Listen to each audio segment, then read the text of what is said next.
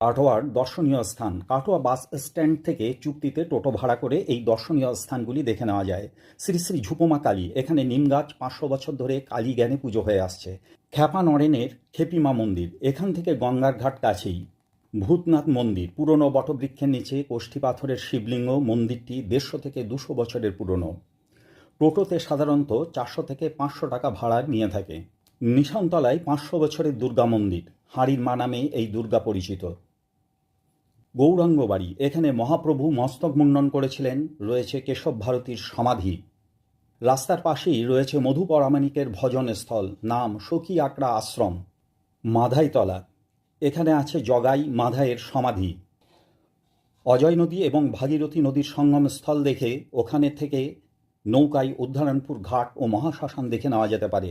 কাটোয়ার কাছে শ্রীখণ্ডে রয়েছে শ্রী শ্রী গোপীনাথজি ও রঘুনন্দনের লীলাভূমি।